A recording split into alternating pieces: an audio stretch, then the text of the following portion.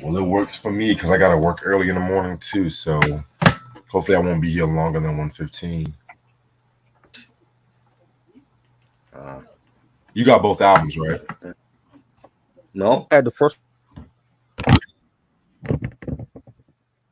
You said you got the first one.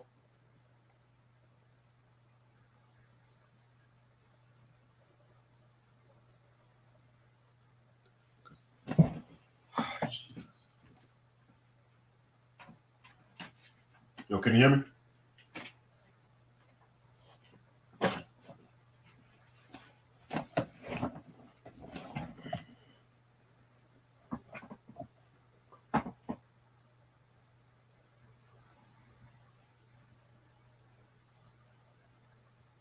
Yo, I swear to God, I got StreamYard. I swear to God.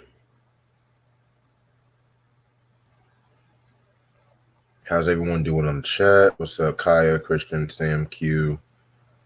Sam said, "Have you heard the album Marvels by Black Sabbath?" That's the second album with Dio, if I'm not mistaken. I've heard bits and pieces years ago. To be real with you, I gotta re-listen to that one. Yeah, to me, when it comes to Black Sabbath, it's the OG lineup and the Dio lineup. That's pretty much it. That's pretty much it. Happy Mother's Day to all the mothers out there. You know what I'm saying?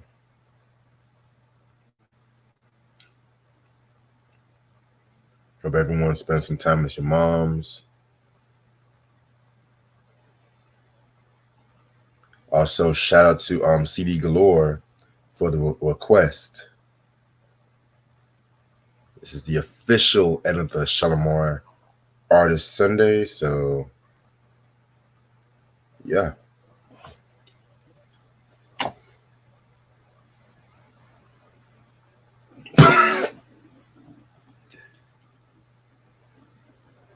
So, yeah, over here watching Baby Boy and shit.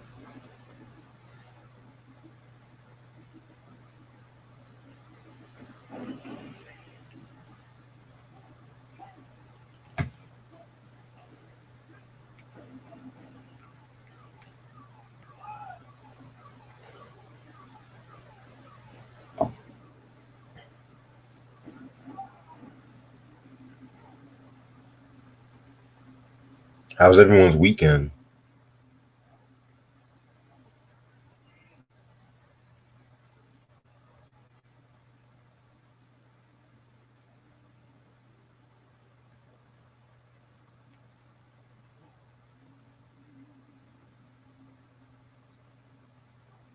Say good. That's what's up. That's what's up.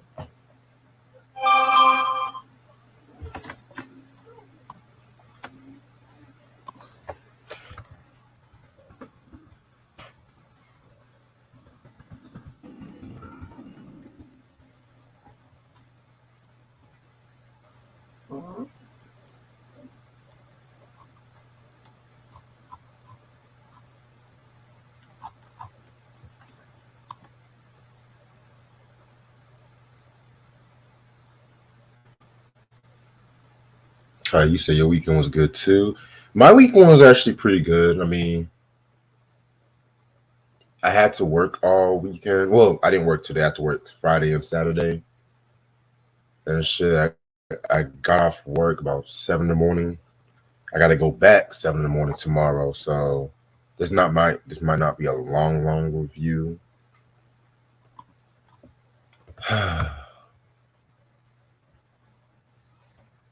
Okay, what is going on with this?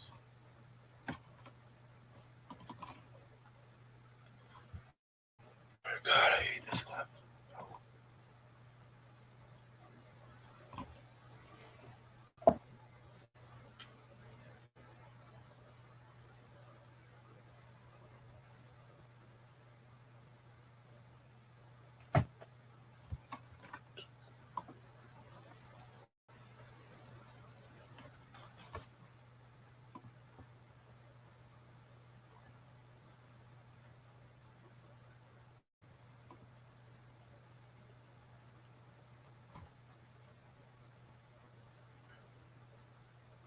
I'm gonna start this in about 10 minutes and shit.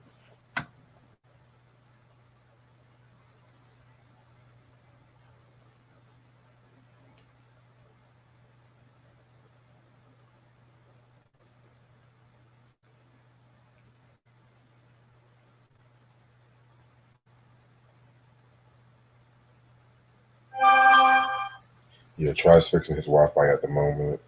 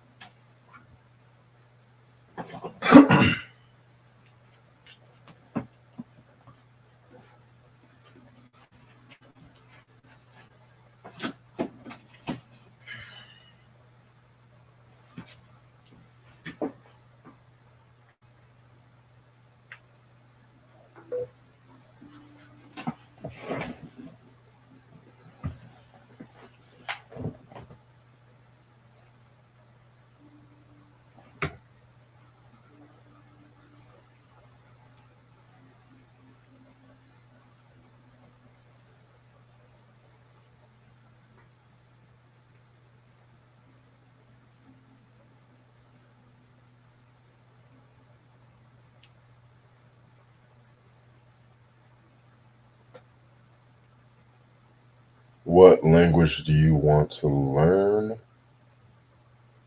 Uh, Honestly, I don't mind learning a little French here and there. Dio was in the band Rainbow with Richie Blackmore. Yeah, I got the Rising album in the last collection video. Very underrated progressive rock, hard rock group, if you ask me. You know what I'm saying? I have to hear more of their discography, but still.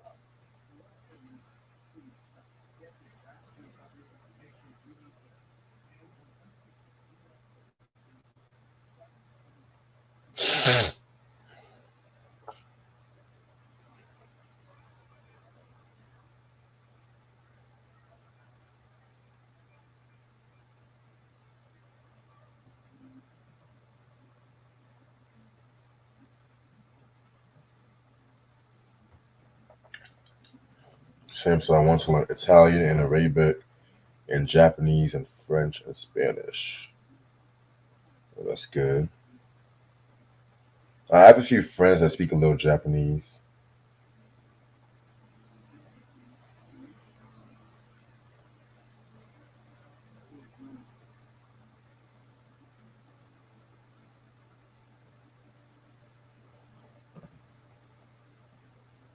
So everyone's going on tour this year.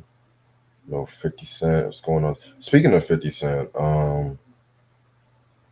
yeah, like allegedly the last two episodes of Power was leaked, but I've heard from many sources that, and this source also came from the dude that played Brayden, that some leaks were fake, pretty much. You know what I'm saying? So, and that's the thing too. That's a fucking thing about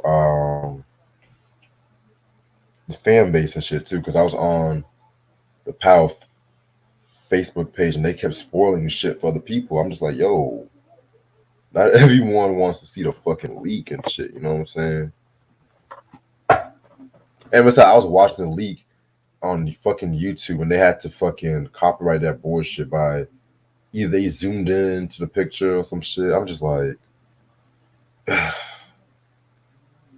that's why sometimes that's why sometimes I hate when people spoil shit.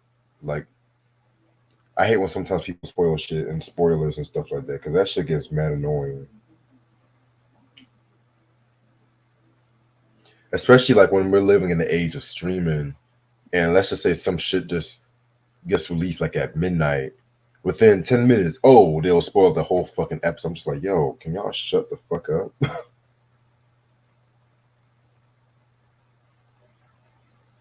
That shit gets so fucking annoying.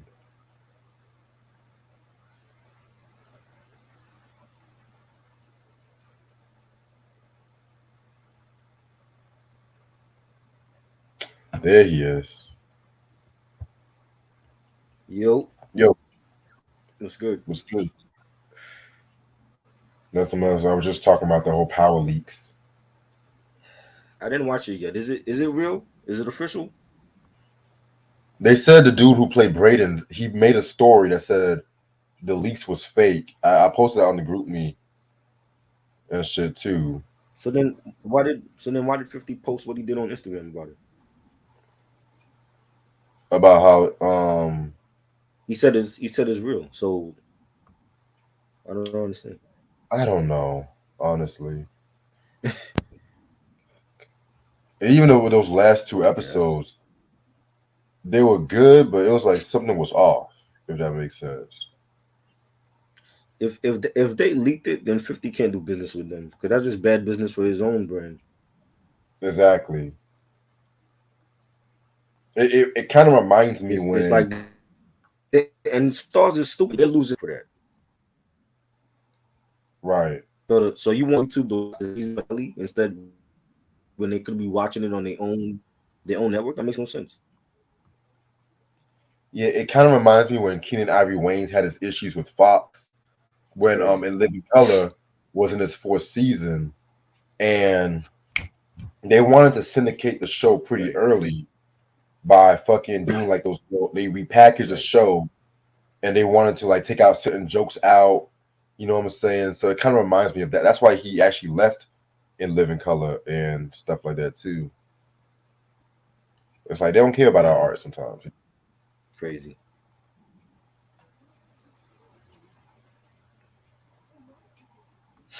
Now let's be real. Niggas niggas didn't even watch Stars until the whole power ship blew off. Let's be real about that. Right. Facts.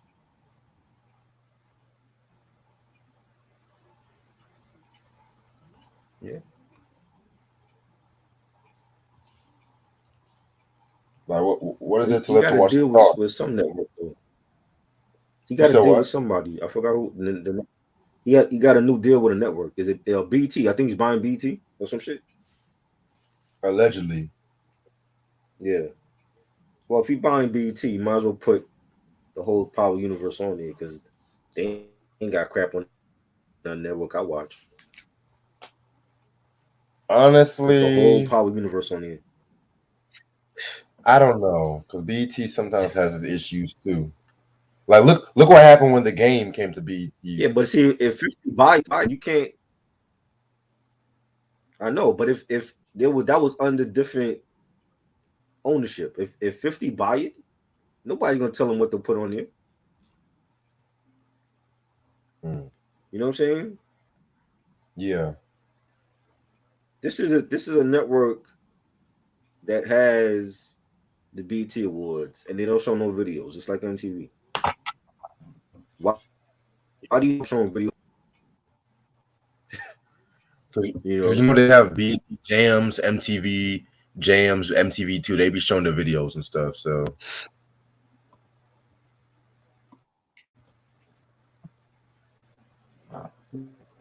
right? But but that's on all the MTV channels that actually used to show videos on it.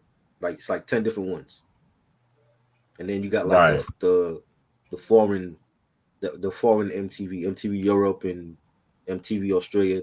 They got the foreign channels on there. They showing the videos on the streaming apps, not on cable. Cable is gonna be a thing of the past. You know what I'm saying? In 10 years, there won't be no more cable. Everything gonna be on streaming. Right. You Okay. know, if he buys BT, nobody's gonna tell him what to put on there. He could put on whatever.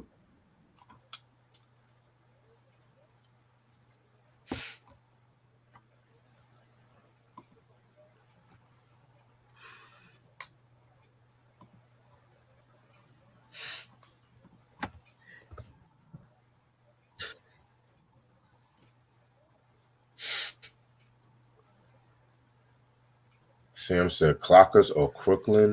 We spell Crooklyn wrong. Spell Crooklyn wrong. It's Crooklyn, like Brooklyn, Crooklyn. I gotta go with Crooklyn. Only I because I like never Crooklyn seen better. Clockers. 'Cause I recently watched it. I recently. You never seen Clockers? Oh yeah, you told me that. I go quickly because I recently watched Clockers again. I did a movie review about that with 80s and 90s, and I had to watch it again, and it was good after not watching it for like 20 years. Oh, okay. It was good. Definitely enjoyed it a lot more than Clockers. Clockers is okay. I think the soundtrack was better. Yeah, because that has one of my favorite posse cuts. Return of the Crooklyn Dodgers with Jody Damager, Chubb Rock. I think it was Oh, OC that was also in it too. Yeah, right. one What of J. language do Rule's. you want to learn? What language do you want to learn, Reg? I already answered. I said probably French. Well, I took French for 8 years, and I only know the days of the week and hello, my name is. I didn't like it. It was boring. Sorry, French people. I don't like your language. Give me Spanish. Eh, I know a good amount of Spanish and shit. You know what I'm saying? I've took Spanish for years too, so Spanish. Spanish is a sexier language. it depends who's sexy saying the language. I love it. I love it when the Spanish Latin women say when they talk Spanish. They're just some.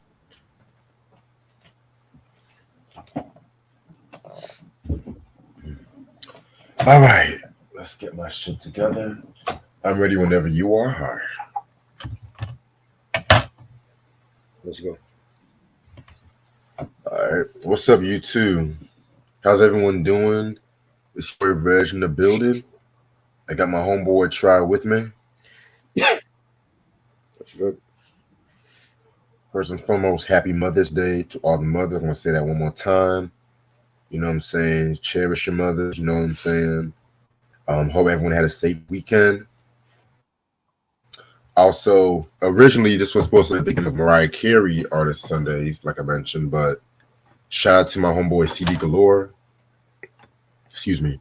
He requested of us to do the first two albums from shout out my member Jody Watley. We're going to talk about the self-titled album, and we're also going to talk about the Larger Than Life album from 1989. I don't have that in my collection, but you know, I'm gonna still show the picture later on. But yeah, we're gonna start off with this album. Self-titled came out February 23rd, 1987 on MCA Records. It came out with 5 singles: Looking for a New Love, Still a Thrill, Don't You Want Me, Some Kind of Lover, and Most of All. Producers include Andre Simone. You know, Andre Simone, he was one of the first bass guitars for Prince. You know what I'm saying? You know, I'm talking self-titled, Dirty Mind, that era. Bernard Edwards, who we recently talked about when we talked about Sheep's albums. You know what I'm saying? Patrick Leonard, who we also recently talked about when we talked about, you know, Madonna's records. You know what I'm saying? And David Z, who also we got another Prince affiliate. And it's crazy too because I said to myself, this album had a Minneapolis soul, Minneapolis sound, kind of sound, you know what I'm saying? So that pretty much explains it. All she was missing was Jimmy Jam and Terry Lewis, but Right. yeah. All right. The only guest appearance on this record was George Michael. You know, that was the only guest appearance Was on it? this record. George Yeah, Michael's he on was the on album? Learn to Say No, yeah. Really? I never knew that. Yeah, how come it didn't say featuring George Michael? It probably says so on the insert. Oh, you have the re-release. No, I got the OG. The OG had the blue cover though. That one is great. Oh, so this is the re-release. Oh wow. Yeah, that's the re-release. Because the OG had the blue tint. Yeah, it says duet with George Michael right here. Oh, they didn't put that on the OG release though. Oh That's wow. interesting. I didn't know Probably a that. label issue. Yeah. Yeah. But yeah, man. All right, so I don't even really have to tell y'all who Jody Watley is. Check out the Shalimar reviews we talked about these past couple of weeks. We last week we talked about the look, and that was the last album when it came to Shalimar. I'm gonna say 2.0, maybe 3.0, whatever you want to call it. You know what I'm saying? And after the release of that album, Jody Watley spent some time in England, London is to be exact, to be real with you. And she was collaborating with a couple of artists, such as Musical Youth. You know what I'm saying? And she also did she was also part of the Bob Geldof's Band Aid recording for Do They Know It's Christmas? You know what I'm saying? Which that also had like She Bono. was on there too. Yeah, she was on there. Oh wow, Hmm. I didn't know that. It also had Bono, Sting, George Michael, pretty much the majority Yes, of the Britpop acts or whatnot. You know yeah. what I'm saying? That was a dope She song too. I she was like like it. one of the very few Americans on there. Right. Yes, sir. Yes, sir. And so between 84 to 86, she was pretty much just doing like a lot of songwriting, recovering from the trauma that she spent with the group.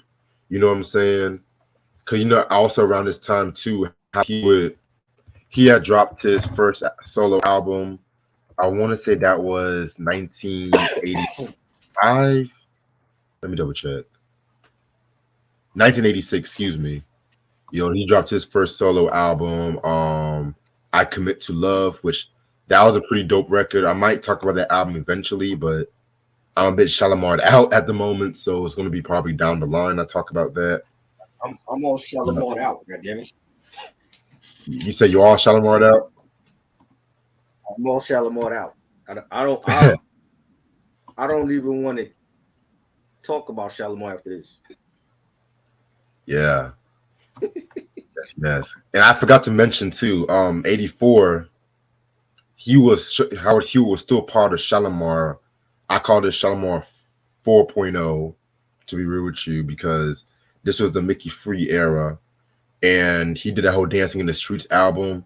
If y'all want me to talk about that one, you're gonna have to donate for that one. That's all I gotta say. Yeah, Yeah, you're gonna have to donate for that one. fuck that. Jeffrey Daniels, on the other hand, he also spent some time in London as well. He was pretty much like most notably he helped Michael Jackson he was a co-choreographer for Michael Jackson when it came to the Bad music video and the Smooth Criminal music video as well too. So yeah, and then also when it came to Jody Watley, like I mentioned before, she was shopping around for different labels up until 1986, where she had to return to America, and all of a sudden she landed on MCA Records. You know what I'm saying? And this is when MCA was headed by Gerald Busby. Rest in peace to Gerald Busby, by the way. MC at that time, it had New Edition, Stephanie Mills, ironically, Jeffrey Daniels' ex-wife, Mm. Gladys Knight, and the Pips was on there, which they were dropping some of the best heat at that time too. So, Jody Watley was just recording that album and whatnot too. You know what I'm saying? And then, long and behold, what's this shit at? This album came out. And she actually made history because she actually won a Grammy for Best New Artist in 1988 too. She beat out Breakfast Club, Cutting Crew, Terrence Trent Wow, D'Arby, and Swing Out Sixter. You know what I'm wow. saying? 'Cause a lot of people thought it was going to be Terrence Trent D'Arby because that. Breakfast Which Club had a good. They had a good album too. I never heard of Breakfast Club album to be Yeah, real with you. I got Only I Breakfast. got the 12 inch. I got the 12 inch of they single on vinyl. That was a good album. And Terrence Trent D'Arby, what they thought was like the next Prince and shit. He thought he was the next Prince. Yeah, he thought he was the next Prince, right? Yo, you know what it is? What? The vinyl you have is the OG, but for CD, for some reason on CD and cassette, it's a different shade. It's like the blue tint. I don't know why. Probably like different. Some motherfuckers do vinyls. They have a different color than CDs. They want a different color and Right. 'Cause shit. I had it on cassette, and the cassette was blue. The CD has the same blue tint, but the vinyl got the gray tint. So I don't know why they did it like that. Right. Fuck it. But yeah, man. And it's kind of ironic too because they've been trying to downplay my girl since the Shalimar days. Now, I want to say she's the only member from Shalimar to actually win a Grammy. To be real with Oh you, wow. so Oh yeah, yeah, that's right. Because how if you were, yeah, that's true. yeah. So yeah, shout out to Jody Watley for that. Yeah. So they were trying to play my fucking girl for the minute, but Right. Right. that's another story for a different day. Um, so yeah, I'm gonna show you. This is what the album cover looks like. Very dope album cover. I love this sexy ass album cover. You know what I'm saying? Definitely. She looked innocent on that album cover.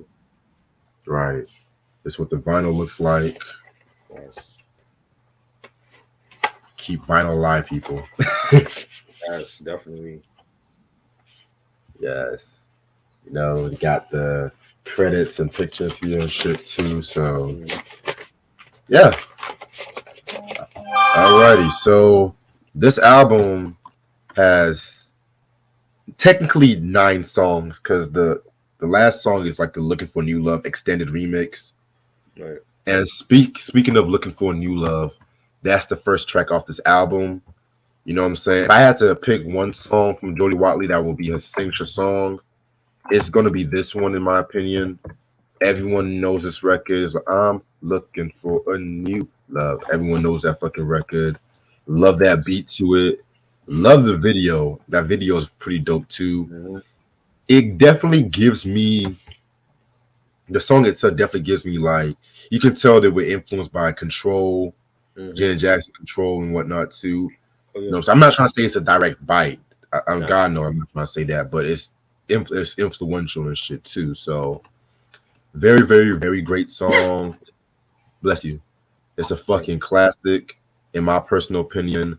And this song actually got her a few nominations. It was nominated for 2 Soul Train Music Awards for Best R&B Soul or Rap Music Video and Best R&B Soul Single Female. you. Right. She was also nominated for Best Female R&B Vocal Performance. Now, you know how we always do. We gotta see who it lost to Uh-oh. and shit. Which, no surprise, when it Yikes. came to the Video of the Year for Soul Train, she Mhm. lost to Control. Right. Which I'm not mad about that. That was a dope Rightfully video. so. Oh yeah. Yeah. And the other nominations was Whitney Houston's "I Want to Dance with Somebody" and Michael Jackson's "The Way You Make Me Feel." Ooh. Saying that was okay. 87. 87. And then when it came to Best R&B Soul Female, she lost to Natalie Cole with "I Live for Your Love." I And don't the know. other nominations was Janet Jackson, "The Pleasure Principle," and Ooh. Angela Winbush, "Angel." That damn Wow. Angel, "Pleasure Principle." Mm. Okay. All right. And then finally for the Grammy nod, she was nominated for Best Female R&B Vocal, and she lost to Aretha Franklin's "Aretha" album from 1986. Ooh. I don't know about that one. I love Aretha, but Hey, Luther Vandross produced that though. Wasn't not that the Luther joint? that's nah, not that one. That's the Jump to It album. Okay. Yeah, but she lost. Other nomination was Natalie Cole with "Everlasting," Whitney Houston for "The Love of You" cover, Mm. and Nancy Wilson "Forbidden Lover." So Wow. 1987, man, was such a good year. 86, 87. 3 of them are So dead right now. R.I.P. Yes. Yeah. Wow. Yeah. Whew. There was two Jackson albums in my rotation in '87. Control Be and like, Bad. Oh yes, and yes, definitely she wasn't beating them. yes. This is a great record Ah, though, man. This is definitely a great record. One of her classics. The track is banging, the beat, the bass line. You know, yeah, this is definitely this. I think this song and "Don't You Want Me" made me get the album because I was like, yo, like I love these songs right here. They're just catchy. They're memorable. and that's what you want in R&B. Definitely. Like this is what R&B should sound like and shit. You know what I'm Yeah. saying? Hmm. Alrighty. Track number 2, we got Still a Thrill. This is another very great song right here too. You know what I'm saying? Very vocally. I love this song vocally. You know what I'm saying? And it's kind of crazy too because T-Boz from TLC, she pretty much said that when it came to this song, um, it kind of influenced the way she was singing, if that makes sense. You know what I'm saying? And she actually thanked Jody Watley for hitting them notes and helping her overcome singing on a lower register and stuff like that too. So that's pretty interesting as hell. You know what I'm saying? So that's a pretty dope record right there. Right. Oh yeah, this is a banger. Really nice beat. She's singing in a lower tone, a lower vocal tone on this one, almost like T-Boz, like how T-Boz would sing, and so I could see the Hmm. comparison influence from Jody. And yeah, this was a banging cut too. Yeah, this was also a banger. Yeah. Alrighty. Track number 3, Some Kind of Lover. Another pretty solid song right here too. You know what I'm saying? Yeah, man. Definitely. You know, I love that David Z and Andre Simone production that was on this. You know what I'm saying? Just pretty much her, just the fact that she's in love and shit Right. too. So very, very, very dope record. The video was nominated for 2 VMAs for Best Female Video and Best Mm. New Artist in a Video. I'm gonna let you say your thoughts. I'm gonna find out who won that and shit. I'm gonna let you say your thoughts. Again, this is another dope ass song that she killed, and it was catchy, and I loved the beat for it, and you know she had the formula for this album. It was just she looked good at that time too, and yeah, man, this is dope. Definitely, I definitely see your point about that. All right, so when it came to Best Female Video, she lost to Suzanne Vega with a Luca, which I don't know who that singer is. Gonna keep it a buck Oh with wow, y'all. Suzanne Vega. That's the one with Tom's Diner. Again, I don't know what the hell You know you. I Tom's don't know. Diner. You I know know. you know Tom's Diner when you hear it. Tom's Diner was a big hit. Yeah, if I hear it, I'll get Yeah, it. you know Tom's Diner. Um, Yeah, that was Suzanne Vega. okay. Other nominations were Sheer, I Found Someone. I love that record. Mm. Leader Ford, Kiss Me Deadly, another dope record. And Janet Jackson with The Pleasure Principle. Damn, Yeah, okay. She yeah. so she Nobody was actually beating beat Janet. Janet, yo. You said what? Nobody was beating Janet. Janet was like every song on Control was a hit. Nobody was beating her. Right. And when it came to Best New Artist, she lost to Guns N' Roses Welcome to the Jungle. I mean, Wow. I'm not mad She about was up that. against Guns N' Roses Yeah. for what category? Best New Artist for VMAs. Wow, that's crazy. I mean, Yeah, she was other losing there. She was losing there. I love Yeah. GNR, man. I love GNR. I'm They not were mad about big, yo. Like I know some of these songs, I didn't listen to them, but like just watching MTV and seeing like all the interviews and the shit that Axl Rose was doing, they were covering that band like 24/7. they were. You know what I'm Uh, saying? I was like, yeah, they were huge. yeah, other nominees were The Godfathers with Birth, School, Work, and Death. Okay, that's pretty much life right there. Buster Poindexter, Hot, Hot, Hot. I know that Oh God. song. Him? I hate. Yeah, Him? yeah, him. Yo, let me tell you, you know that song he did was a Caribbean, that's a soca song. Yeah, he ripped that off and shit. Yeah, I got the original on vinyl. Cause my grandfather was like a big he was heavy into like calypso and soca, and he bought that hot hot hot song from a Sparrow on vinyl, and I kept it. Oh wow. Yeah, I like Buster Poindexter, this dude. Oh man, I mean, it's MTV, so you yeah, know how they be. yeah. And also Swing Out Sister with Breakout, which I've never heard that shit either. Okay. So they See, were that's why big I too. like. Swing Out Sister. So you said they were big? Yeah, yeah. They were a big rock band too. Got you. Yeah, I saw that text message you sent me. Oh Oh man, she boy, should have won that though. Like, I mean, other than Guns N' Roses, she had no competition in that category. she didn't. You know what I mean? Yeah, yeah, man. Track number 4 for the girls. This was a cool song, self-explanatory. You know what I'm saying? Just something for the females. You know what I'm saying? These days, when people say for the girls now, it's more aimed to the LGBTQ community and shit too. So it's something crazy and shit too. You know what I'm saying? So Yeah. yeah, We had for the girls. yes sir. Yeah, yeah, that was dope. That was a dope record, dope album cut. You know, I enjoyed it.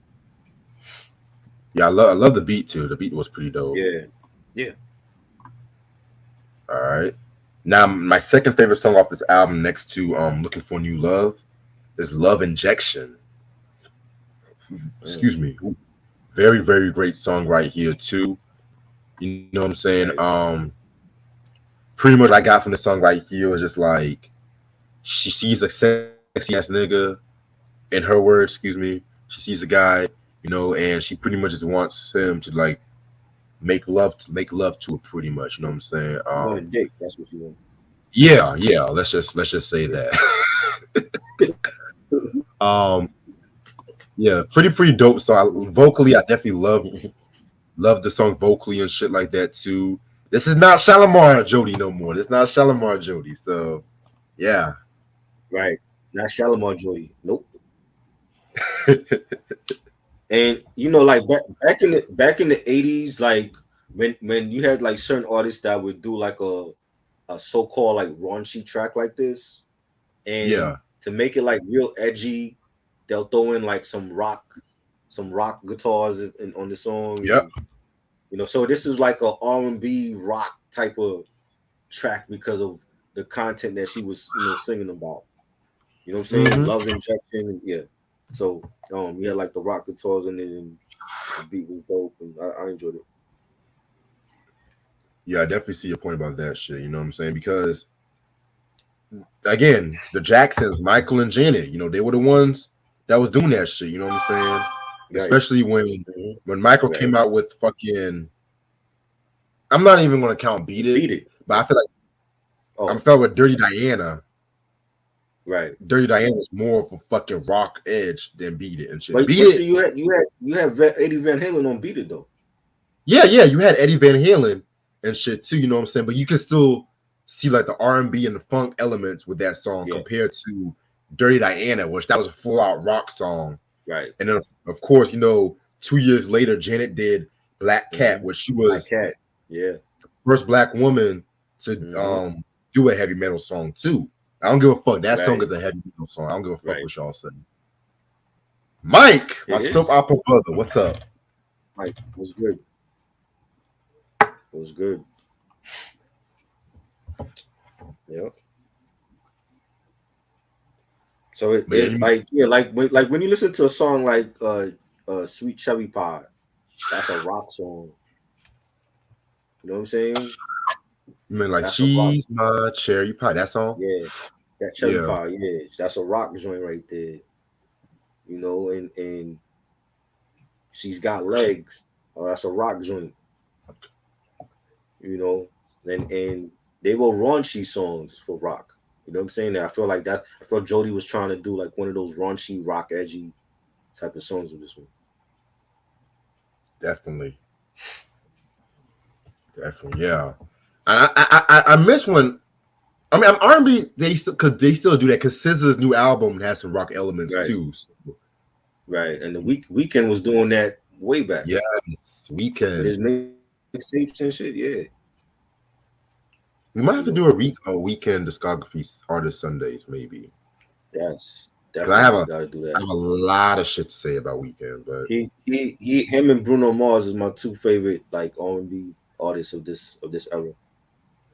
yeah, I'll throw Like, in SZA, Frank Ocean, even Janae Aiko yeah, too. You know what I'm saying? Frank Ocean need to drop more. He only got 2 albums, but yeah, I love Frank Ocean also. That nigga retired. I'm sorry, that nigga retired.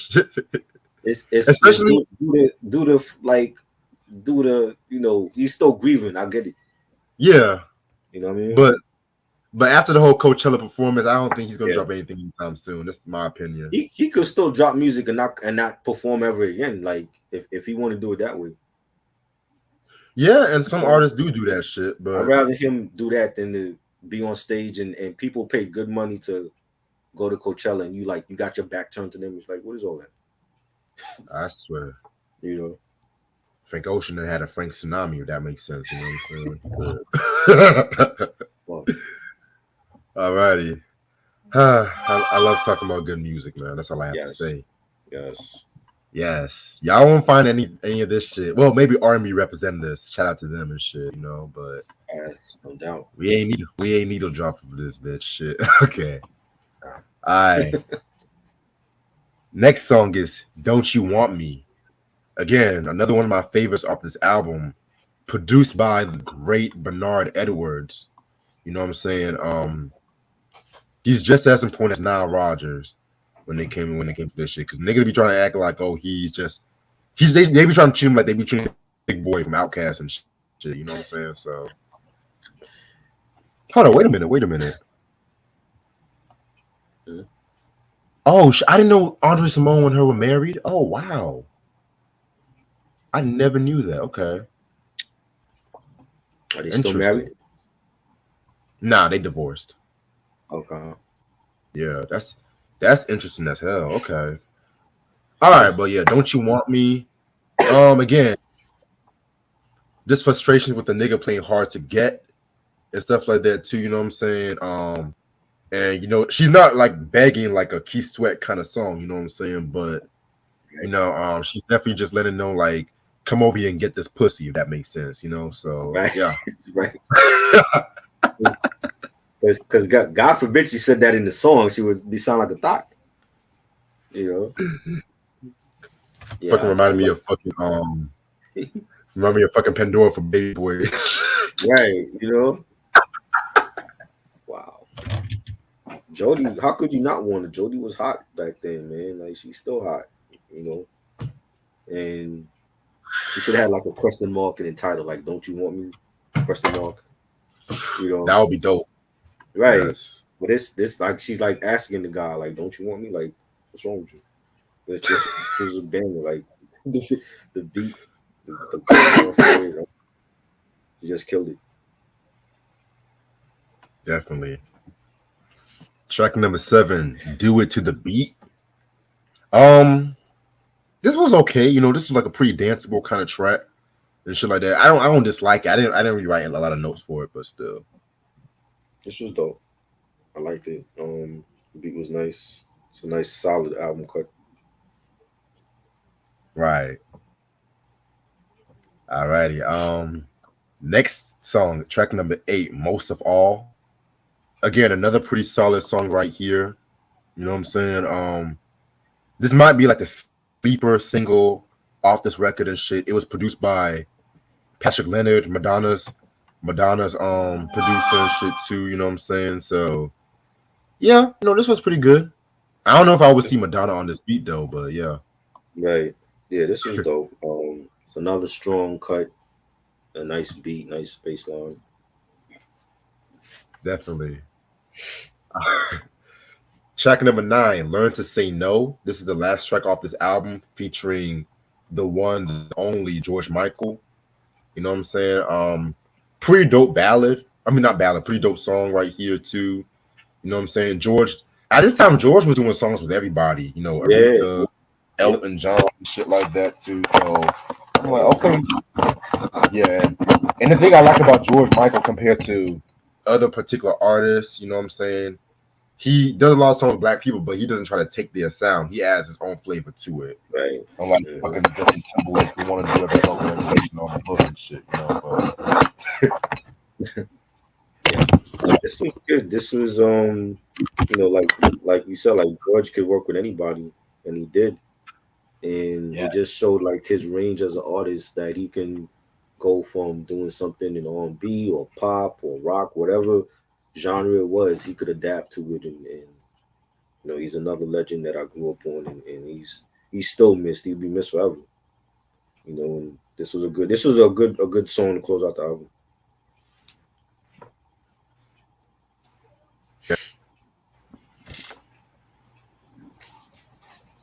Hold on. Can you hear me? Yeah. Okay, cool. All right, and that's pretty much the whole album. Overall, this is a very great album in my opinion. A must-have in your collection. Love the production on this record. I love Jody just coming into own, you know,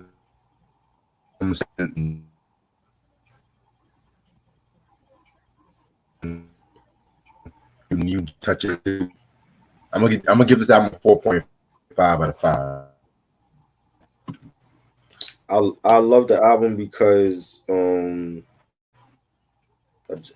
grew up with it. It was like at that time, and it was just Janet and Jody, just doing their thing solo wise, and from the group that she came from, and to go out on her own.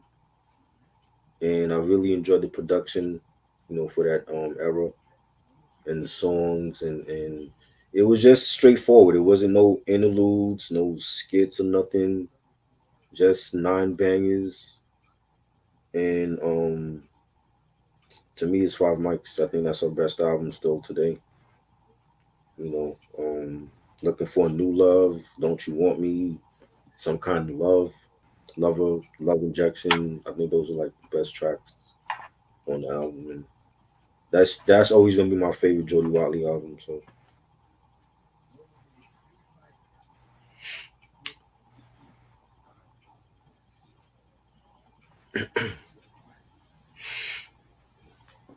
yeah, she's a legend, definitely. Definitely. Hey yo, Yeah, yeah, yeah. Keith Sweat is at his strong when he's begging for puss. That's when he's at his strongest. can you hear me? Yeah, My fault. My so good. not my Wi-Fi. My charge on my laptop wanted to play games and shit. But Yeah, that's happening to me too, man. Yeah, uh, but yeah, I definitely need to try this other streamer and shit too because I feel like it's just a StreamYard thing. yeah, All right, so next album we're going to talk about is her sophomore album, Larger Than Life. Let me share that with you guys. This album came out in 1989. Give me 1 second. There we go. This came out in 1989, March 27th to be exact. Again, we still have Andre Simone and Jeff Lorber on this album and shit too. Singles albums came out with was Real Love, Friends, Everything, and Precious Love. And again, the only guest appearance is Eric B and Rakim. You know what I'm saying? So yes. All right. So after the release of the self-titled album, Jody Watley was like again, she was very successful when it came to that department. She had won the Grammy Award for Best New Artist. You know what I'm saying? So yeah, man, she pretty much was just a superstar on her own right. And she didn't waste no time. 2 years later, she came out with this album right here too. Around this time, you had like the New Jack Swing. You had a New Jack Swing era coming into full effect. And I would say that this album has more of a New Jack Swing kind of sound compared to the first album, which we'll definitely yeah, talk about that shit. You know what I'm saying? We'll definitely talk about it. yep. All right, give me 1 second. I gotta pull up some of my notes. You okay? Yeah, Got you. It's fucking spring yep. time, man. Time It is. to It kick is. my ass. Oh yeah. All right, so this album has again, it originally has 13 tracks, but the Real Love is an extended version. And speaking of Real Love, you're gonna start. It's gonna be the first song off this album.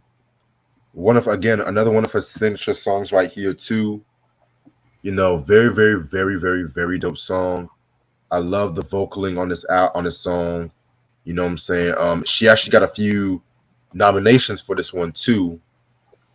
She Right. had won the she was nominated for a Soul Train Music Award for Best Female Single, and she was also nominated for 6 VMAs for the Wow. video. Did she win any? No, well, we'll get into that after. Wow, she didn't win none. Nah, we'll get into that. I'm gonna Wow. let you say your thoughts on that. Okay, let me guess. Who beat her? Janet? Was it Janet or was it Michael that beat her that year? I'm trying to find out right now. Give me 1 second. I'm trying to find it. But this was what 93, 94. 89. I think this was 93. 89. This was 89. This album was Oh, 89. Yeah, 89. Okay. Yeah. So it wasn't. It wasn't. Well, it could have been Michael. It wasn't Janet. The Rhythm Nation came out in what 90? That was 91. it came out 89. Rhythm Nation was 89. Yeah. Well, yeah, she lost to Janet then. She lost to Janet. Well, for That the was Soul Train Award, she lost to Miss You Much. yeah, Janet. Right. Yep. All right. With Michael albums, Michael would drop an album, and then like still from like 2 years later, he's still getting awards for that same album. Exactly. You know. Because it was just how marketing works and shit. You know what I'm saying? Yeah. Like Yeah. Thriller And literally he was dominated from touring. like He touring for like yeah a 80 whole. Yeah. exactly. Like Thriller was like a domination from like really like early '83 because you know it came out like December of '82, possibly to like maybe by 1985 Right. and shit too. You know what I'm saying? Even with Right. Rhythm Nation, you could Still probably dominated. say It's still dominated. it's still dominating. Yes, yeah. Yeah. Even with Rhythm Nation, it was like '89 to maybe like '91 and shit too. You know what I'm saying? So, Right. but yeah, I'm looking at the VMA nomination. You can say your thoughts on the song and shit. This song could have been on the first album. The song was reminiscent, like the production of like the first album. It was a big hit when it came out. I enjoyed it, and Right. she started off the album with this record, and you know, I was listening to this album again when we were doing the R&B like best R&B albums for like different years. That's when I was listening to this album when we did the 89 year. But Yeah. I don't think I put it on my list for 89 though. But I was listening to it. I was like I didn't because I never heard the second album. I remember when it came out, but it had some voice on it though. But it didn't make the cut. Yeah. This is the first I'm hearing of this album and shit. And it's funny how you say it was reminiscent of the first album because I feel like this album itself was like an extension to the first album. You know what I'm saying? Like a sequel. But yeah, and Right. we'll definitely talk about that. So I want to pull up a few main nominations because it's like 6 of them, and I'm just gonna pull out the notable ones like best female video.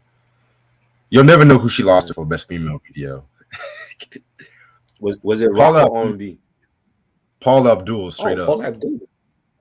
That was a big Hell, hit for Paula. it was a big That was a hit, big hit. but uh, I have a love hate relationship with Paula Abdul. That's Yeah. all I'm gonna say. And she could dance her ass off. So I mean, yeah, she she had can, the upper hand. but it lost You to know, Tracy Chapman, Fast Car, Madonna with Express that was a Yourself. big hit. That was a big hit. Yeah, Fast Car was a dope song. Yeah, but Express Yourself, really? That was a big Ah. hit for Madonna. And Tanika That Tikro, was from what was that from like a prayer? yeah, like a prayer. That was a big hit for Madonna. And Tanika Tikaram with Twist in My Sobriety. I don't know Okay. who she is. Never heard that song. All right. I'm gonna pull the best dance video right quick. I just love doing this shit because sometimes these motherfuckers can just get this shit wrong. Tracy Chapman had an early alternative sound back then. They didn't even know what category to put it in. Yeah, You know, that's the only album I've heard from her too. a black woman with a guitar and she's singing. What is she? Is she rock? Is she R&B? Is she pop? Well, they didn't know what she was. Yeah, for best dance video again, Paul Abdul straight up. That was good. That was Other good. nominees: Bobby Brown, Every Little Step, and Michael Jackson, Come Smooth on. Criminal. He might have had the best album of 89. Yeah, the best R&B album. Yeah, Don't Be Cruel. Come on. You know what I'm saying? Who beat him? Bobby. Bobby was like, when you think Usher, Bobby was Usher in 89, yo. how the hell did Paul Abdul beat Smooth Criminal? That's what I'm trying to figure out. Yeah, I don't understand that. But it was Paula was huge with that straight up on with Forever Your Girl album. That joint. Yeah, that was a huge album for her. All right, and finally, I'm just say breakthrough video because we got to go on to the other songs. It lost to Art of Noise featuring Tom Jones, excuse me, with Kiss. I have never heard that song. Never heard that. Other nominees, ironically, Paul Abdul Straight Up, Elvis Costello Veronica, The Escape Club Wild Wild West, Fine Young Cannibal, She Drives Me Crazy. I love that song. I don't give a fuck what no one says, yo.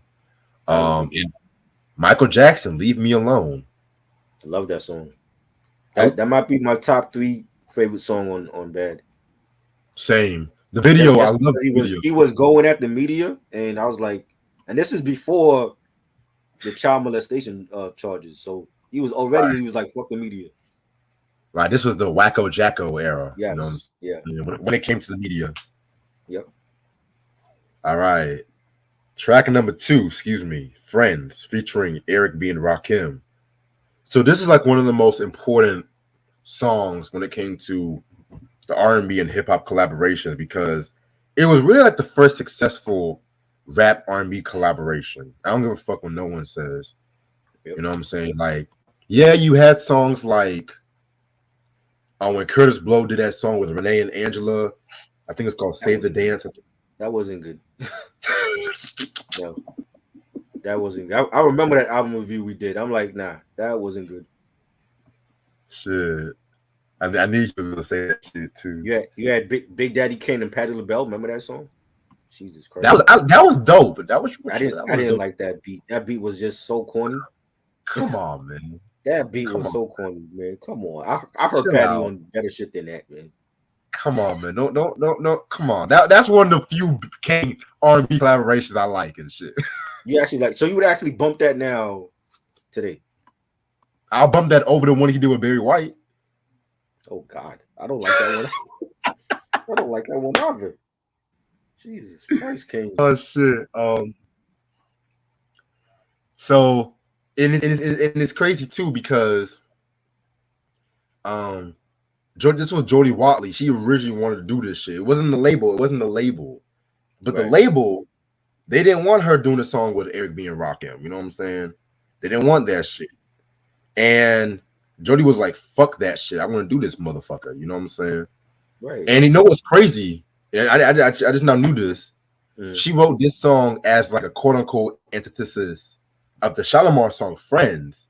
Right. At the same time too, because you know, she wanted to shed away that goody two-shoes image. You know what I'm saying? And she wanted to do this one about like backstabbing and people trying to hold you down and shit too, you know what I'm saying? So here, the greatest MC of all time, never disappointed and shit too, you know what I'm saying? And they actually became good friends, and they actually did another song together called Off the Hook in 1998. And you know what's crazy thing? This was the only Rakim single to ever crack the top 40. Wow. Really? Wow. So in Eric B for President, in the Ghetto, mostly successful R&B and hip hop charts, but none of those. I ain't no joke. None of those. Microphone Fiend. None of those. Nah, because they were more successful in the hip hop community than like the pop crowd. Yeah. They didn't really become successful in the pop crowd, so maybe like the Don't Sweat the Technique era, because they had that song What's on Your Mind, which was on the House Party soundtrack. Then Juice Know the Ledge, because once they did the soundtrack songs, right. But that's wild. I need to put some respect on Rakim's name, yo. Crazy. I need to chill out with that. But if Drake has like 8,000, it's the same old shit. I'm just. Oh Lord. Drake wasn't even born when this album came out. He was not. You know what I mean? I was still in the 4th grade when this album came out. That's how old it is. I swear. You know. You see, hip hop had to fight its way to the pop charts and shit. That's y'all motherfuckers want to come at hip hop and shit. The shit that we had to do, my motherfuckers like Drake and Curtis Blow. Curtis Blow was man. That's wild, man. The Fat Boys and shit. They were trying to get on radio. They were trying to get that radio play. Fat Boy did a song with the Beach Boys, for God's sakes. Yes. I was thinking the Nightmare on Elm Street soundtrack that they were on. Yeah. They did a song with Chevy Checker, twisting that total twist shit. Right. Yeah. And they were trying. We were trying even before Hammer, got on the charts to exactly. And let it be known, like Fat Boys, Curtis Blow produced for the Fat Boys' first album too. Right. Yeah, but that's all I gotta say. Yeah, I remember when I first heard this, I was on the back of the school bus going to school in the 4th grade back then, and just I can't even not even believe in my ears that Rakim is on a Jody Watley song. How did that happen? You know what I'm saying? And this might be like his most mainstream record ever. You know what I'm saying? Right. Even when he did the Truth Hurts joint, which I love, that Addictive song. Ooh, that was huge. Son. That was huge. I still can't believe Dre let them go off the radar. I still can't believe that shit. That was huge, yo. That was a huge record for Rakim. Just that verse that he put down, and that might have been one top 3 biggest records of that year. Was that 01, 02 or something like that? Yeah. Yep. You know what I'm saying? And he really hasn't been on a mainstream record until the Addictive joint.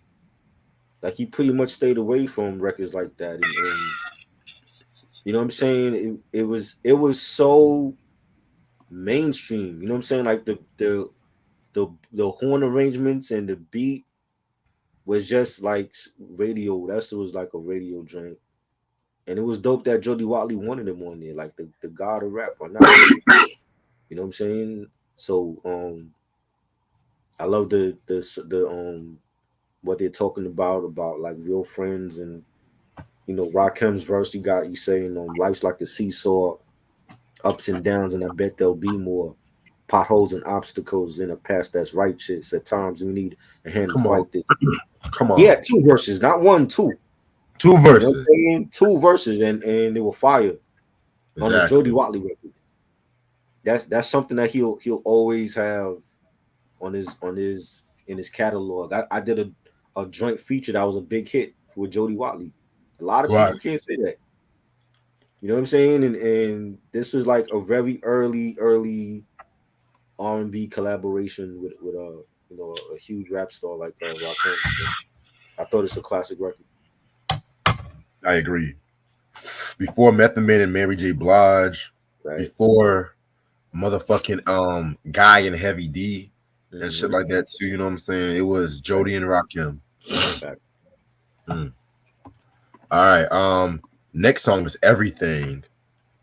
You know what's crazy? I was very surprised that there was a lack of ballads in the first album, and I've always felt like when it came to like the great Shalimar songs, the ballads was like the bread and butter. You know what I'm saying? So I definitely love this ballad right here too. You know what I'm saying? Vocally, this might be one of my favorites off the album. It pretty much just talks about how this Jody's like regretting ending a relationship. And she's looking back now, talking about, that was my ride or die. That was my everything, quote unquote. You know what I'm saying? And she didn't realize what she had till it's gone.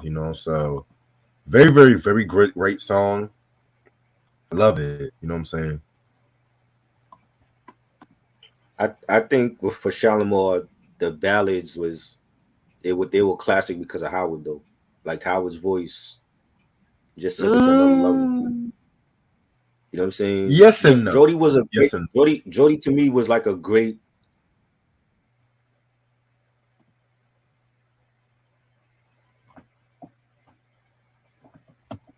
Howard. You know, you kind of breaking up a little bit. she was Jody to me like Jordan. She was like Pippen to Jordan. Like she was a great companion to Howard's voice. You know what I'm saying? And they both could sing their ass off, and I think that's why you had a lot of the Shalimar classics. You know what I mean? Right. The beat was cool. I didn't. I think she needed she needed Howard on these ballads though. You know what I'm saying? I don't think she carried it by herself when it came to ballads. The dancing was a different story because like Mm, that was a huge part of R&B at that time. You know what I'm saying? When you had Paula and you had Janet, you know what I'm saying, and yeah. Whitney first starting out and dance songs for R&B was huge back then. You know, Michael was killing it. You know what I'm saying? But the ballads, I felt like she had better ballads than me when Howard was there. Because if you like any Jody Watley ballads solo wise, what's your favorite Jody Watley ballad that people would say like, oh yeah, I think that's a classic ballad. Well, I haven't heard every Jody Watley's solo album and shit like that too. You know what I'm saying? Right. So far, I would have to probably say this one so far. But there's another one on this album that caught my attention. But we're going to talk about that. Yes, there's one that I do like on here that was a ballad. Yeah. But again, it's like if you ask the fans, if you ask our fans or Shalimar fans, do they even know that song? You know what I'm saying? I mean, they got to if they are Shalimar fans I and shit. would think. I mean, the diehard fans that listen. I didn't listen to all of her solo stuff. It was only these two first albums. I didn't listen to anything after this that she dropped, I remember her dropping other stuff, but I just didn't listen to it. Facts. Yeah, man. Definitely. I'm definitely loving this review and shit. Track number 4, What You Gonna Do For Me. My favorite song off this album, you know what I'm saying? One of my favorites and shit. Again, Andre Simone doing his thing, you know, with the Minneapolis sound / New Jack Swing elements with this one. You know what I'm saying? To be real with you, this is pretty much her. What have you done for me lately? If that makes sense, you know what I'm saying? Um, Really, this song? Wayne, in a weird way. Hear me out. Hear me out on this Okay, one. Like pretty much with this one right here, she wants to be pleased, but she doesn't like want the materialistic things. You know what I'm saying? She right. doesn't want to make the realistic things to be pleased and shit like that. You know what I'm saying? That's And a what a concept. A woman that doesn't want materialistic things. Definitely not. This is definitely not 1989 anymore. Because the women today, oh god, oh they want you to Jesus buy them Christ, a fucking house and everything. it's like you You gonna know, pay my car note, you gonna do all that yeah. shit. All that for a piece of ass. They want you to do everything. You know what I'm saying? Buy them diamonds and get they manly and petty done and pay their car note, everything just for a piece of ass. Right. When you got a woman that's singing about not being materialistic and wanting that, because at the end of the day, it ain't about that.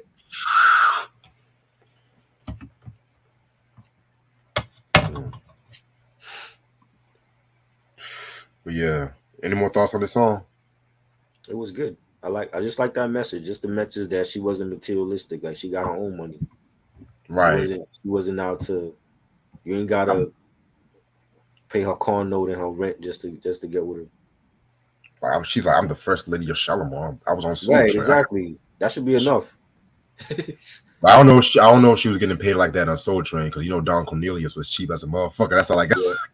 Yeah, yeah. Let me stop. Let me stop. All right, I love Don Cornelius. Let me stop. Uh, Track number 5, Lover. This one was okay. You know what I'm saying? I didn't care for the beat. I'm gonna be real with you. I didn't care for the beat on this one. Yeah, me neither. Some Some of of the this, songs on here, I think the production fell flat on certain songs. yes, It I was it agree. was like she was just going through the motions on this album. Yeah, I But 100% agree with you. they picked the right singles though. And again, They an do. album, we've seen albums where it wasn't good, but if you pick the right singles, it could still sell. Blueprint 3. Yes. That's what came into my head immediately. They picked the right singles, but the album was garbage.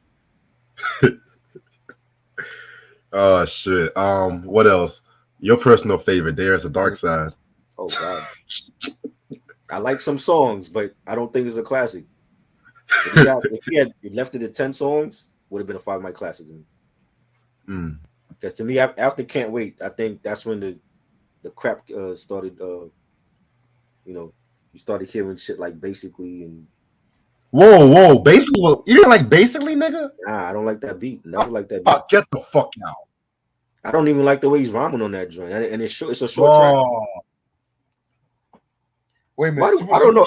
Everybody seems to love that song. What is it about that song that y'all love? Because I think the beat was whack. It was a short track. What, the beat was whack. I don't like that beat. So basically, I didn't never like that. Slide and Rock On. Y'all like that song? Okay, I'll give you Slatter. That's not really one of my favorites. To me, the better joints was in the early in the album. A Million and One Buddha Spots. Yeah, Bob your head to this. Love that beat. Wait a minute. Superman Lover 2 came after Can't Wait, and that's like my favorite. Oh, go ahead. I love that. That's always been my favorite from There's a Dark Side. The earlier tracks, when you get down to like When I Come Around and Basically Slide and Rock On, What It Look Like, I don't like even the remix for Tonight's the Night. I don't like those songs. Whoa, man! Never like that. Who wants a motherfucking orgy? Come on, better. man. He said better. There's 2 remixes for Can't Wait that was better than the Tonight's the Night remix. There's 2 of them, not one. You usually get like 1 classic remix. He had 2. That was great. I heard one of them. The Rockefeller remix was better than the Tonight's the Night remix. I disagree.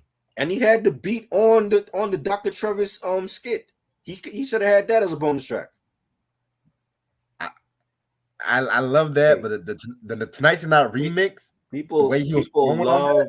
Y'all need to be real. People love that album because of the infrared case. That's the reason why they love that album. Y'all cannot tell me that's fucking with Muddy Waters or fucking with What the Album. It's not. Back to back, never. It's not. I got those. So how is it a classic? If it ain't fucking with Muddy Waters or What the Album, how's it a classic? I call it an arguable classic. I didn't say it was a bona fide classic like What the Album. It's a cult classic to the fans now, but in '94 there was no cult saying that it was a classic. The cult was online back when I jumped online in 2000 and started seeing people in message boards saying, "Oh, I love this album." I'm like, y'all didn't say that in '94. Well, I think because at that time when the album was like getting more popular, they interviewed Redman. I think when people heard that he was going through like a lot, the drugged out, like when we did Janae Aiko's Trip, yes, she was on like a lot of shit. That was a great album though. It was. But it was like he did sing a lot about drugs on that album. Okay, yeah, but hear me out. See, people were caught with the mystique of how he was fucked up on that record. Right. But me personally, and this is coming from yours truly, me, myself, and I, No De La Soul. I like the album. I admit there was some tracks, especially in the second half, I don't bump as much as the first half. I'll be the first one to say it. Right. But lyrically, you have songs like The Journey, Bob Your Head to This, Neurotic. Neurotic. Yeah. The earlier tracks on the album is the joint. Yeah. Then even with Basically, Can't Wait. And then also people gotta remember too, they like it because of the production on the record. You know what I'm saying? Like people just Redman than Eric. Right, yeah. Like it was I felt like he was always a dope producer. You know what I'm saying? And Mm-hmm. DJ Twins was still down with him, and then but I still Sam had mentioned Doctor Name 2000 is highly underrated. That's an album that gets no type of recognition from Redman. You know what I'm saying? It's almost like they overlooked that album, but that to me That's his was best-selling better album. than Jazz Dark Side. Yeah, that's his best-selling album too. You know what I'm saying? Yeah. You know what I'm saying? And they promoted that. Def Jam promoted that album. And I don't think you said a better promotion for any album after Doctor Name 2000. Well, Blackout, really. And, yeah, except for Blackout. But that's only because Method Man and him were like the dynamic duo. So they Right. have to promote that. You know what I'm saying? Because if you fuck up on promotion for that, it's not just Redman, it's Method Man name attached to that album too. Exactly. Eric Sermon, RZA, Rockwaller was on that album. DJ Buck Wild. Scratch. But yeah, you know what I'm saying? So I just felt like I don't know if it's the smokers, then maybe a lot of smokers love the album. Yeah. That could be it too. And he was all fucked up on drugs and shit, but I just felt if it was short into like 10 tracks, I felt like it would have been a great album. Interesting. I mean, that's a one more Redman question. Q said, "What about Malpractice?" I like Malpractice grew. Malpractice. Yeah, it That grew on. was that was like the sister album to Doctor Name. A lot of the interludes remind me of Doctor Name interludes on there. The production was mostly Eric Sermon again. Eric Sermon gave him his best shit to me. When Eric is on the boards, he gives him his best stuff. Of course, right? Not to say that Redman is a dope producer, but there was less Eric Sermon production on Dare compared to his other albums, and you see the difference. You know what I'm saying? To Eric got that funk formula Definitely. that you know what I'm saying. Yeah, it's like Eric just knew Redman's sound inside and out. You know what I'm saying? You know. Right. Yep. All right. So that's like our 5-minute discussion on Redman. Where are we at right now? We're on Lover. Lover. All right. Track number 5, Lover. No, we already talked about Lover. Yeah, we already talked about that one. Track number 6, For Love's Still on Sake. Lover? Okay. Yeah. For Love's Sake, well, this was a pretty good record and shit too. You know what I'm saying? Pretty much, just her embracing the fact that this guy found her and stuff like that. You know what I'm saying? You can tell definitely she wrote that a lot. A lot of these songs, I feel like she wrote about her relationship with Andre Simone. I'm not gonna hold you. You know what I'm saying? Right. But I'm gonna talk more about that when the review is over. Okay. Yeah, I didn't care for this one. Just the Uh-oh. production for me. The production was a big thing, and the song could be good, but just the production just ruined it. You know. I'm not gonna argue with you about that. Yeah. All right. Now, next song is Lifestyle. Very great song. You know what I'm saying?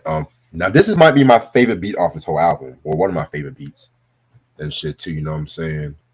Um, what I got from this one right here Right. is that you might look at her, she thinks she's like a celebrity, big star, and shit like that too. But it's like you gotta work hard. You gotta work hard to get where you're going and shit like that too. You gotta stay strong. Don't be, and it's kind of saying like don't live Right. that fast lifestyle, which a lot of these social media content creators want to do, a lot of these celebrities want to do, and shit like that. And they think like they, in my words of Ja Rule, living it up and shit like that. You know what I'm saying? So, and yeah, I just quoted Ja Rule, so I don't give a fuck. I think you can have a lifestyle like that, but you have to not get lost in that lifestyle. You know what I'm saying? A Right. lot of celebrities get lost in the lifestyle. You know what I'm saying? And they forget how to live life and who they are because of the fame. You know what I'm saying? And I think if you're a strong-minded person and you grew up a certain way, you're not gonna let that lifestyle ruin who you are inside. You know what I'm saying? Right. If I'm accustomed to going to like the bodega, I'm not gonna stop going no matter what fame it is that I have. You know what I'm saying? I gotta still be me. You know what I'm saying? Exactly. I would feel some type of way if I stop doing things that I would normally do just because I got like an accumulation of money now or celebrity status because I just want to be me. Definitely. You know what I'm saying, and I think if more artists, if more celebrities were had that that mentality, we would see a lot less of them dying and committing suicide. I think you know it wouldn't be like I feel like there's like a fraternity in Hollywood when you reach a certain status. You know what I'm Yeah. saying? And I think shit would be different if more celebrities were just remain themselves and not get caught up in the glamour and the glitz. You know what I'm saying? So, you know, be, people see us on here. You know how many times like I get DMs like, oh, like people will hit me up. That review that you and Reg did last night was great. It helped me through my day, or I was having a bad day at work, and your review really helped me through that. I love shit like that. That's what it's Yeah. about at the end of the day. No matter how many platforms I'm on, and whoever see me, I still gotta be me. So I can't all that other shit is like that's just a bonus. That still gotta be me at the end of the day. So I think this was again another important track on here that maybe Jody was telling us something. Maybe Jody was like, yo, like, yeah, I'm from a legendary group called Shalimar, but I still gotta be me.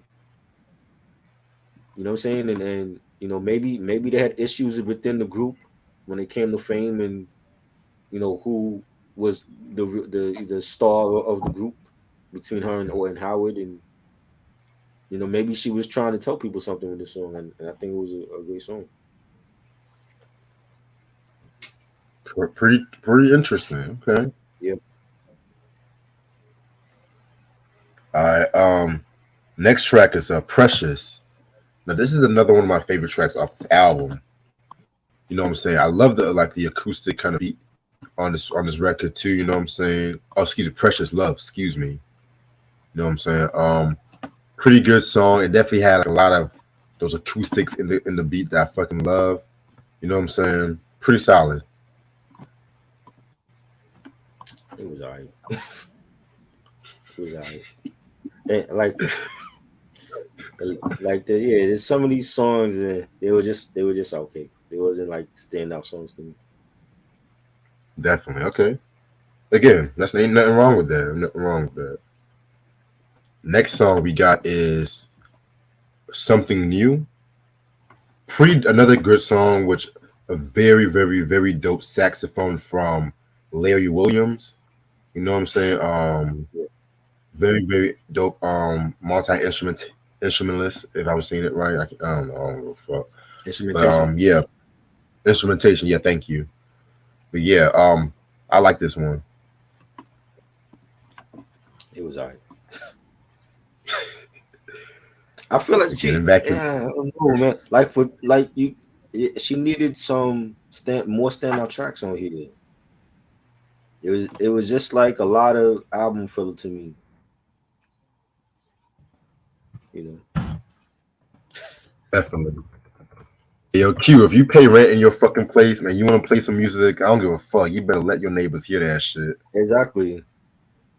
Who cares what they think? Right. They'll be What listening to songs good do music you once in a while. They'll probably play Taylor Swift all the fucking time and shit. right? If you playing Little Bow Wow, I can see why they're gonna be complaining. I would be complaining. You know what I'm saying? I don't want to hear that shit. Gotta put on Oh, some real shit. shit. You're never gonna let that go.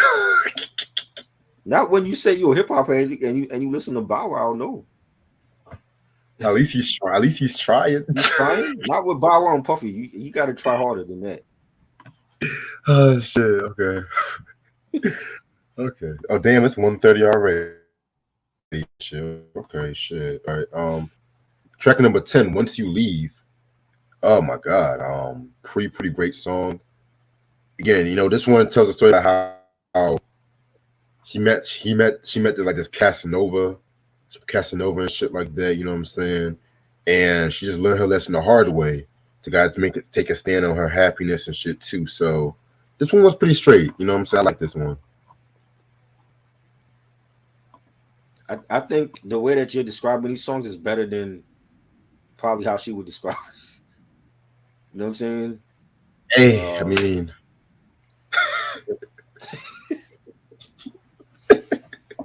the production on these songs I did not like. I did not like the beat for this, and it just felt like they didn't know what direction to go in. You know what I'm saying? A lot of them just sounded like that they had like the real generic, sound to it. that yeah, we'll definitely talk about that because I'm not disagreeing with you on what you the criticisms and shit too because I have a few criticisms of my own. Um, Next song, "Come Into My Life." It was an okay song. I feel like it should have been placed a bit higher on the album, in my personal opinion, but it was alright. It was You okay. said what? It was okay. And the Man. last track, "Only You," another favorite song on this record. You know what I'm saying? But again, this was like one of those other songs I kind of felt like should have been higher in the sequencing. You know what I'm saying? Right.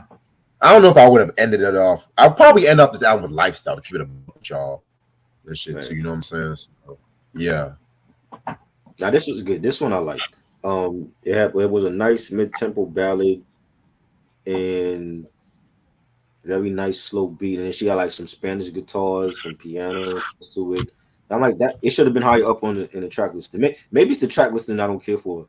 There's a lot of the songs, like one after the other, sound the same, right, and they're not really spread apart in the track listing. Maybe that's what it is. But oh yeah, only you was a good song. Last track on the album. definitely.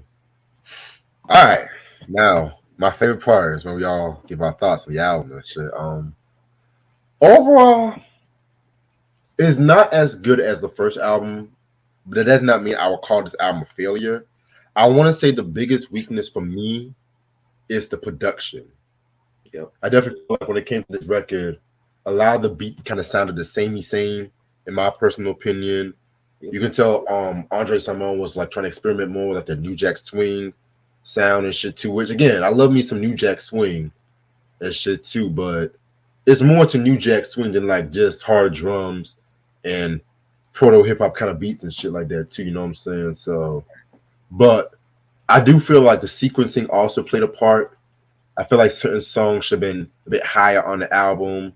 You know what I'm saying? I definitely felt like it definitely needed like a bit more direction, if that makes sense and shit too. But at the same time, Jody Watley did her thing. It has more good than bad. You know what I'm saying? It has more good than bad. So when we're dealing with a review like this, that's all that matters. So I'm gonna give this a four mics. Wow, 4 mics. Oh man. Yeah, the production was a big issue with this album.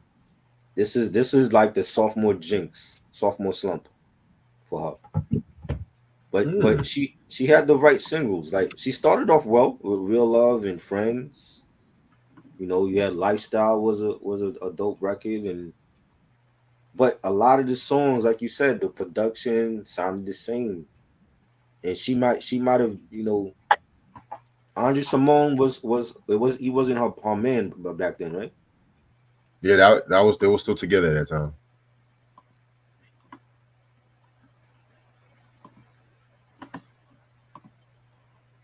You hear me?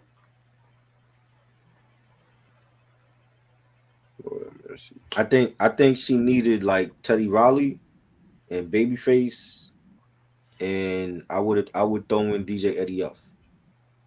Ooh, oh yes, Eddie F, man. Yes, because he's a producer too. People forget, you Yes, know.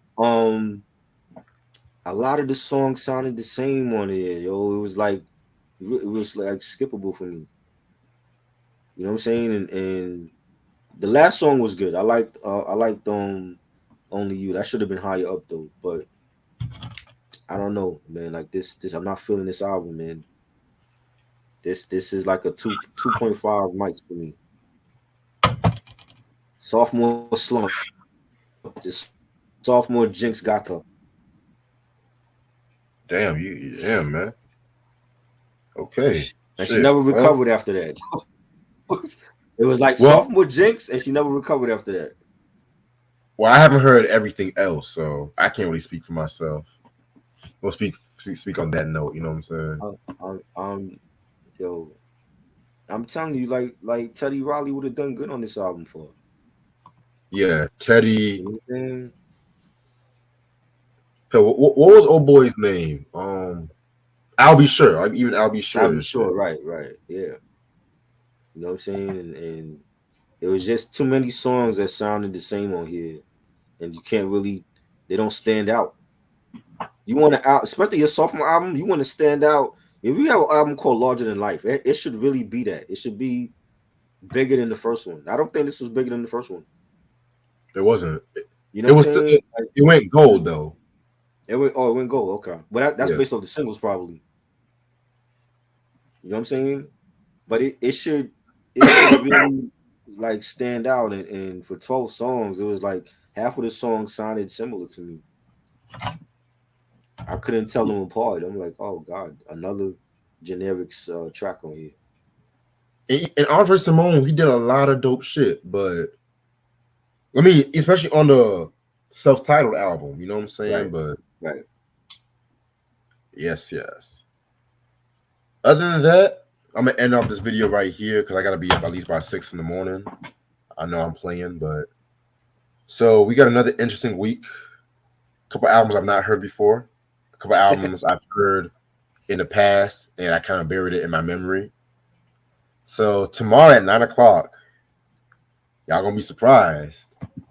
We're gonna talk about the Police Yes, Synchronicity. yes, and that's a great album.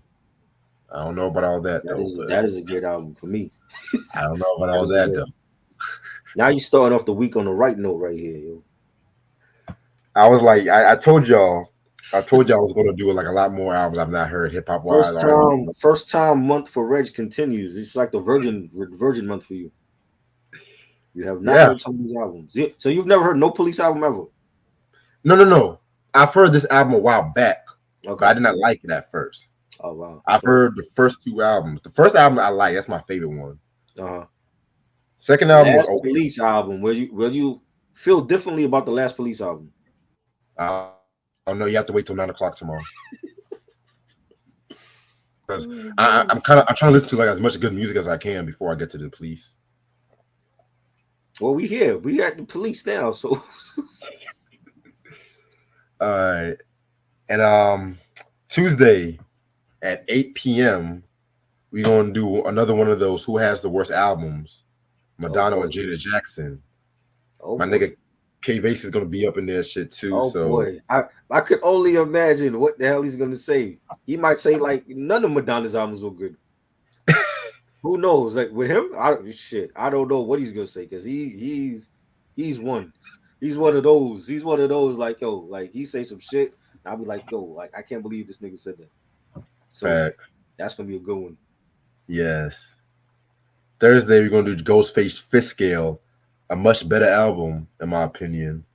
That's gonna be Thursday at midnight. A better album than what? Than Police. Police. All You right. ain't even give your rating on the Police. Yeah, then you already saying it's better than the Police. I mean, Wow, it's Wu Tang. wow. That don't mean shit. They got some shit too. It's They got some Ghostface. trash. A All better right. tomorrow. That album wasn't better. You know. Check and Friday at 6 is going to be a double review of the Lady. You know, Ashley's going to join us for that one. I'm gonna send you those albums on Instagram and shit. I Yeah, don't think that's gonna be a first time listening for me because I don't know who the fuck they are. Me too. Ashley hit me up like I'm like, yo, I don't know who this group is. All right, and then She got Saturday, family in the group or something. I don't know. She just heard the group like a couple weeks ago too, so that's why she hit me up. Saturday is gonna be Kali Uchis with her recent album Red Moon and Venus. So Yeah, that might. Damn, we got a lot of shit this week. Hold up. that shit. Let me think. Yeah, fuck it. That's gonna be Saturday at 7. And then Sunday next Sunday. Next Sunday. Next Sunday. Oh boy. Next Sunday. Another great round of hits and misses. Hits and Next misses Sunday with this woman. Oh boy. Next Sunday. We're gonna talk about it. We're gonna talk about the one, the only Mariah Carey. Yes. I'm loving these artists Sundays. I'm loving these. Long overdue. 2 months of Mariah albums. Wow. 2 months of some change. Boy. Ooh. Yes, we're gonna talk about everything from Tommy Mottola. We're gonna talk about the hip hop influence. We're gonna talk about glitter. Well, ruined we're gonna do everything up to 05. Then we're gonna save the latter albums for December. God. Hopefully, like an asteroid hit Earth or something. And then we're gonna throw in the Christmas albums in there too and shit. You know what I'm saying? So this might be Mariah Carey year. Jesus Christ. I might bury all those Mariah albums after we finish talking about it. But like I said last week, this was a very good talking about Shalimar. Shalimar, you know what I'm saying? One of my favorite R&B groups. I know Traz has a lot of interesting things to say about this guy. I like 2 albums from them. That's it. 2 albums. and Jody Watley's first album. Yes. Yeah, Dark. I fuck with Mobb Deep's Free Agents. That's Definitely. one of the greatest mixtapes. Yes. Definitely classic. All right. But yeah, I gotta get some sleep. Appreciate this try as usual. Right. Hopefully an asteroid would hit before I talk about this Police album. Please. No.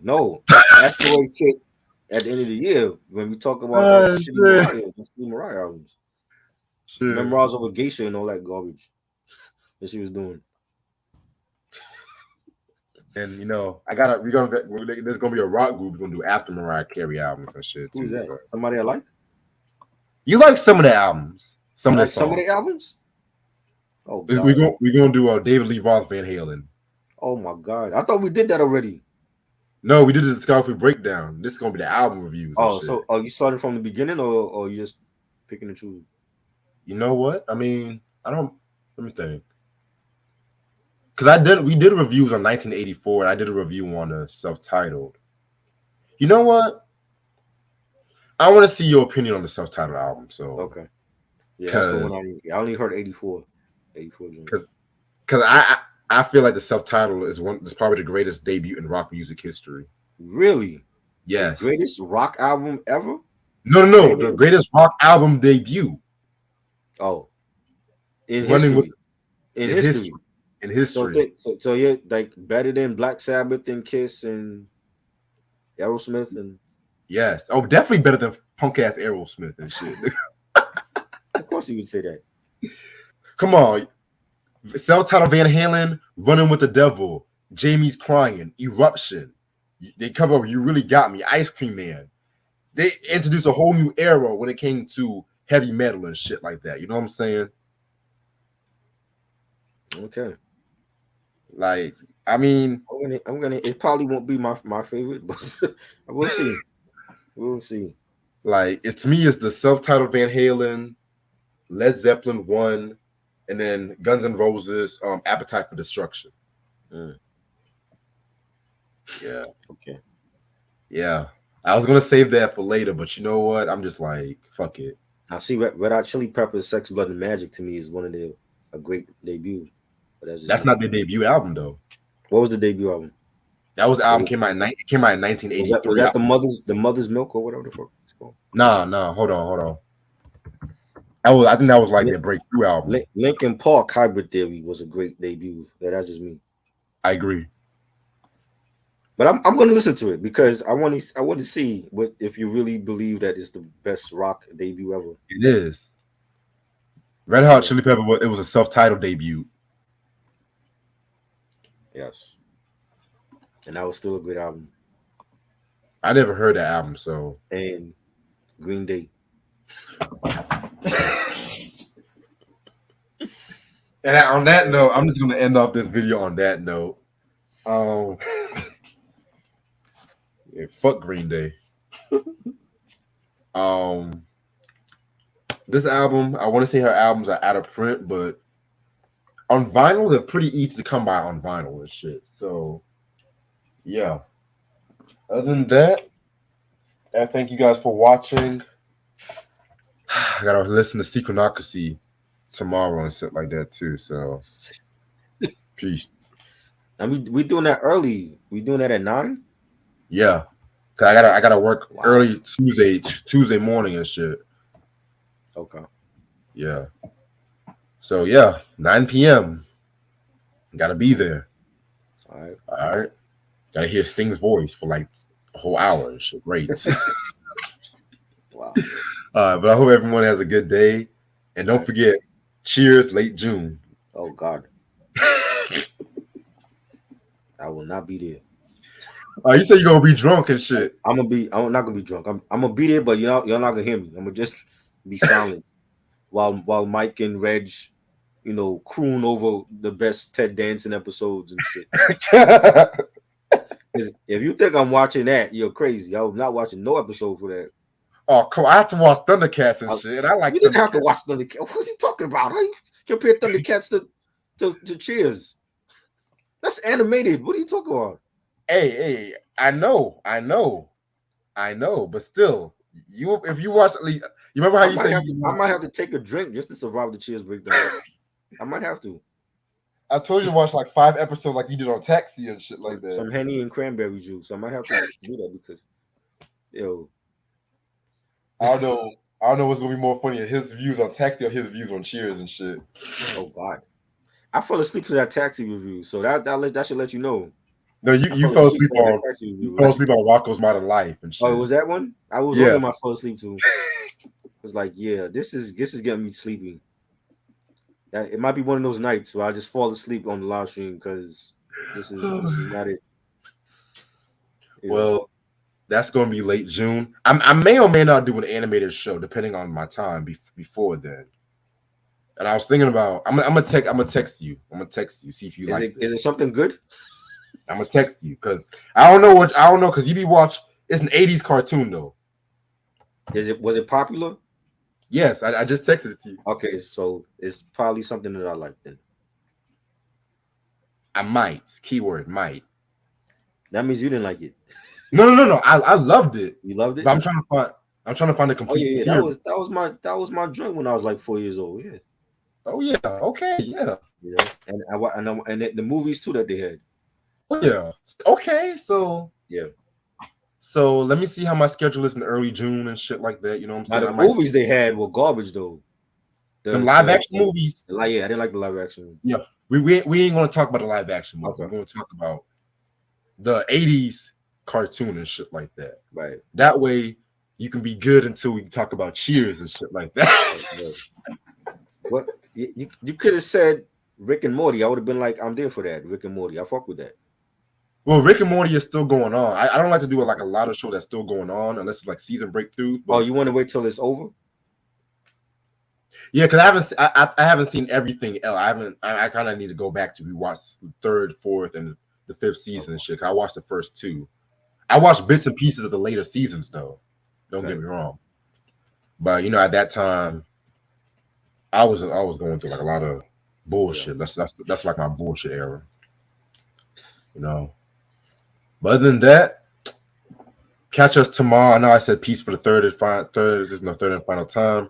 Appreciate this try as usual. All right. Peace. Peace.